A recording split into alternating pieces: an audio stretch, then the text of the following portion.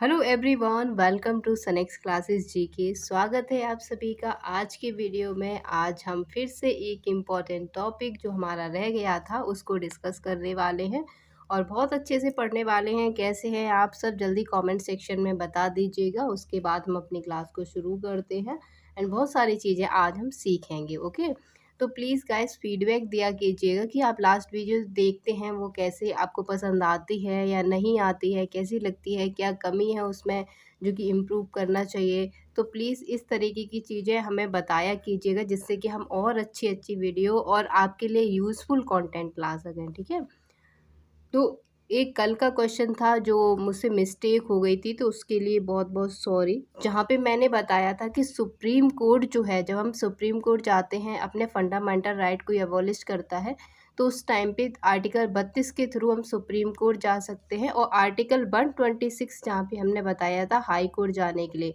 पर जो 126 है वो नहीं होगा, ये होगा 226। हाई कोर्ट जाने के लिए हमें कौन सा आर्टिकल दिया गया, 226 दिया गया। तो ये आपको अपने नोट्स में जो है वो अपडेट कर लेना है। ठीक है, कल बाय मिस्टेक हमसे 126 हमने यहाँ पे आपको बता दिया था। ठीक है, सही क्या हो जाएगा, 226 हो जाएगा। ठीक है, चलिए, तो हम यहाँ पे पढ़ रहे थे फंडामेंटल राइट को और यहाँ पे हमने फंडामेंटल राइट अपने पढ़ लिए थे। कहाँ तक पढ़े थे, तो हमने पढ़े थे आर्टिकल 18 तक हमने पढ़ लिया था।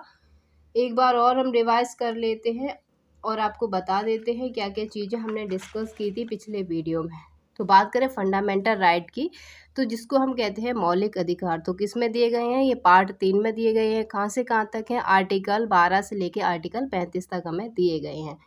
बात करें आर्टिकल 14 से 18 तक क्या दिया गया है, तो समानता का अधिकार, राइट टू इक्वालिटी के बारे में बात की गई है। वहीं बात करें 19 से 22 में क्या दिया गया है, तो स्वतंत्रता का अधिकार, राइट टू लिबर्टी के बारे में बात की। ये सारी चीज़ें पिछली वीडियो में हम डिस्कस कर चुके हैं। ठीक है, अभी हम सिर्फ थोड़ा थोड़ा उसका रिवीजन कर रहे हैं। यहीं पे डिस्कस करते हैं। अगर हम आर्टिकल 24 से 23 से लेकर 24, आर्टिकल 23 से 24 में क्या दिया गया है, तो राइट अगेंस्ट एक्सप्लोटेशन, शोषण के विरुद्ध अधिकार, कौन कौन से अधिकार हैं वो, उनके बारे में हमने डिस्कस करना है। ठीक है, अगला आता है हमारा आर्टिकल 24 से लेकर 28, राइट टू रिलीजियस फ्रीडम, धार्मिक स्वतंत्रता का अधिकार। और 29 से लेकर 30 तक हमें दिए जाते हैं right to culture and educational right. Okay, संस्कृति व शिक्षा का अधिकार।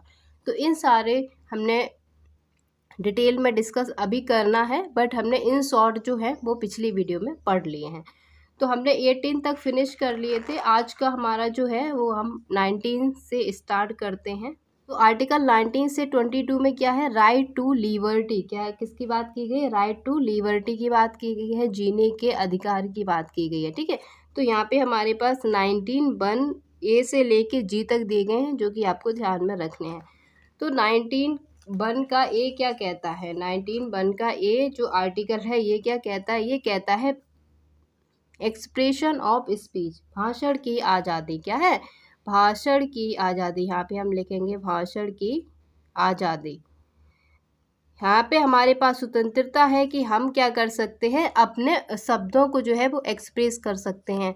बट यहाँ पे पूरे फंडामेंटल राइट में कुछ ऐसी भी कंडीशन दी गई है कि जैसे मान लिया भाषण की आज़ादी है, तो भाषण का मतलब ये नहीं है कि आप कुछ भी बोले जा रहे हैं, वो चीज़ बोलनी है जिससे कि दूसरे को कोई भी दिक्कत ना हो। ठीक है, तो कुछ भी एक्सप्रेस करने की आपको आज़ादी है, एक्सप्रेशन ऑफ स्पीच। ये किस में दिया है, 19(1) के ए में। बात करें यहाँ पे बी में क्या है, तो बी में लिखा हुआ है पीसफुल एंड अनआर्म्ड कॉन्फ्रेंस, शांतिपूर्ण एवं हथियार रहित सम्मेलन। तो आप सम्मेलन कर सकते हैं, अपनी कॉन्फ्रेंस बना सकते हैं, पर शर्त ये है कि वो कैसे होना चाहिए, शांतिपूर्ण होना चाहिए और हथियार रहित होना चाहिए। उसमें किसी भी हथियार का यूज़ नहीं किया जाना चाहिए। तो आप क्या कर सकते हैं, अपनी एक कॉन्फ्रेंस बना सकते हैं। जब कॉन्फ्रेंस बना ली तो उसके बाद आता है सी में क्या दिया गया है, 19(1) के सी में right to form union, association and corporative society, संघ, संगम एवं सहकारी समिति बनाने का अधिकार। तो आपको अधिकार है कि आप किसी भी एसोसिएशन को बना सकते हैं, किसी सोसाइटी को भी बना सकते हैं।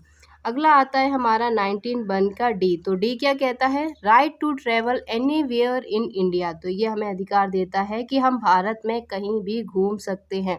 अब कहीं भी का मतलब ये बिल्कुल भी नहीं है कि जहाँ पे अलाउ नहीं है जाना, जहाँ पे सरकार ने रोक लगाया हुआ है कि आप यहाँ नहीं जा सकते, तो वहाँ आप नहीं जा सकते। जहाँ सब लोग चाहेंगे, जहाँ पे अलाउ है जाना, वहाँ पे आप इंडिया में किसी भी जगह पे घूम सकते हैं। तो ये कहता है आर्टिकल 19 के 1 का डी।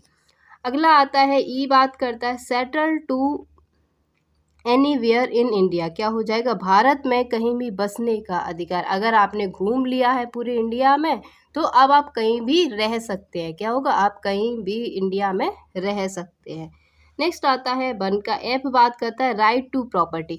अब राइट टू प्रॉपर्टी जो है, इसकी बात हमने पिछली वाली वीडियो में भी की थी, जहाँ पे अब पहले ये एक फंडामेंटल राइट हुआ करता था, बट 44वें संविधान संशोधन 1978 से इसको फंडामेंटल राइट से हटा दिया गया है और क्या बना दिया गया है? इसको 300A में रख दिया गया है। तो राइट टू प्रॉपर्टी जो है वो एक फंडामेंटल राइट नहीं है। ठीक है, कहाँ से हटाया गया? इसको 19 बन के एफ से इसको हटाया गया।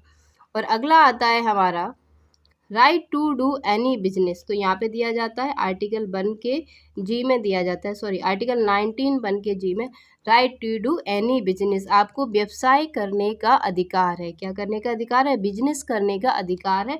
पर बिजनेस में ऐसा बिल्कुल नहीं आता है कि आप शराब, गांजा, इस तरीके की चीज़ें बेचें।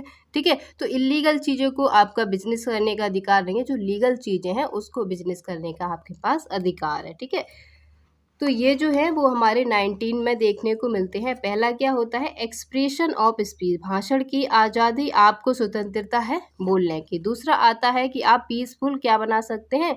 कॉन्फ्रेंस बना सकते हैं। तीसरा आता है हमारा कि आप एसोसिएशन बना सकते हैं, एसोसिएशन और सोसाइटी बनाने का आपको अधिकार है। नेक्स्ट आता है डी की, बात करता है right to travel anywhere in India. India में कहीं भी आप ट्रैवल कर सकते हैं। ई की बात करते हैं, जब आप ट्रैवल कर रहे हैं तो करते करते ट्रैवल थक जाएंगे, तो आप क्या कर सकते हैं? कहीं भी रुक सकते हैं। तो इंडिया में आप कहीं भी सेटल हो सकते हैं। एफ बात करता है राइट टू प्रॉपर्टी की, जो कि अब राइट टू प्रॉपर्टी जो है वो फंडामेंटल राइट नहीं है। कब से नहीं है? तो इसको 44वें कॉन्स्टिट्यूशन अमेंडमेंट 1978 से इसको हटा दिया गया है और किस में रख दिया गया? तो 300A आर्टिकल में इसको रख दिया गया है। और लास्ट आता है हमारा जी, तो इसमें क्या हो जाए? Right to do any business. आपको कोई भी व्यवसाय करने का अधिकार है। ठीक है, तो यहाँ पे हमने क्या पढ़ा? 19 जो हमारा आर्टिकल है उसके जो भी सब आर्टिकल दिए गए, मतलब उसके अंदर जो भी पार्ट दिए गए उन सबको हमने डिस्कस कर लिया। ठीक है, अब हम चलते हैं 20 पर। तो 20 क्या कहता है? आर्टिकल 20 कहता है protection in respect of conviction for offence. क्या मतलब हुआ इसका? अपराधों के लिए दोष सिद्धि के संबंध में संरक्षण। इसका मतलब है अगर कोई व्यक्ति अपराध करता है, क्या हो जाएगा? अगर कोई व्यक्ति अपराध करता है तो कुछ ऐसी शर्तें हैं जिससे उसको संरक्षण मिलेगा। कैसी, कौन कौन सी शर्तें हैं? तो पहला आता है दोहरे दंड से संरक्षण। जैसे आप एक एग्जाम्पल से समझिएगा कि अगर किसी को फांसी दी गई है, तो फांसी अगर उसको दी गई है, एक बार उसको फांसी देने के बाद अगर वो व्यक्ति बाय किस्मत, वो अपनी किस्मत से अगर बच जाता है, तो उसके बाद ये नहीं है कि उसको दोबारा से फांसी दे दी जाएगी। नहीं, एक बार में एक ही सजा दी जाती है किसी भी व्यक्ति को। ठीक है, तो क्या हो जाएगा? दोहरे दंड से संरक्षण, दोबारा उसको दंड नहीं दे सकते एक सजा के लिए। ठीक है, अगला आता है अपने विरुद्ध गवाही देने से संरक्षण, प्रोटेक्शन अगेंस्ट सेल्फ इंक्रिमिनेशन। आपको कभी भी फोर्स नहीं किया जा सकता है कि आप अपने विरुद्ध गवाही दें। आप कोर्ट में जाएं और यहाँ पे अपने विरुद्ध गवाही दें। ठीक है, तो इसलिए आपको कोई भी ऐसा करने के लिए मजबूर नहीं कर सकता है। ये आपका एक फंडामेंटल राइट है। ठीक है, तो ये किस में बात की गई है? 20 में बात की गई है। ठीक है, नेक्स्ट आता है हमारा protection from retrospective criminal law, भूतलक्षी दांडीय विधियों से संरक्षण। इसका अगर कोई क्रिमिनल जब क्राइम करेगा उस टाइम पे जो भी उसके क्राइम के जो भी दंड होंगे उसी टाइम के मिलेंगे। ठीक है, ऐसा नहीं है कि अगर उसको बाद में सजा हो रही है तो उस टाइम के उसको दंड दिए जाएं। ठीक है, तो ये किस में बात की जाती है? तो इसमें बात की जाती है आर्टिकल 20 में। ठीक है, अब हम पढ़ते हैं आर्टिकल 21। आई होप यहाँ तक चीज़ें आपको क्लियर हो गई होंगी। और नहीं हुई हैं तो प्लीज़ हमें कमेंट सेक्शन में बताया कीजिए, क्योंकि मुझे तो लगता है कि आपको सारी चीज़ें समझ में आ गई हैं। फिर भी नहीं आती हैं तो आप हमें बताया कीजिएगा, ठीक है। अब हम बात करते हैं आर्टिकल 21 की, बहुत ज़्यादा इम्पोर्टेंट है आर्टिकल 21, ठीक है। Right to life and personal liberty, प्राण एवं दैहिक स्वतंत्रता का अधिकार। तो इसमें क्या दिया गया है, राइट टू लाइफ दिया गया है। क्या दिया गया है, जीने का अधिकार, right to life and personal liberty के बारे में, दैहिक स्वतंत्रता के अधिकार यहाँ पे हमें मिलते हैं आर्टिकल 21 में। कौन कौन से अधिकार यहाँ पे हमें दिए गए हैं, ठीक है। तो पहला आता है राइट टू लिवलीहुड। क्या हो जाए, राइट टू लिवलीहुड, इसका मतलब होता है आजीविका का अधिकार, ठीक है। सबको आजीविका का अधिकार है, आजीविका का अधिकार, ओके।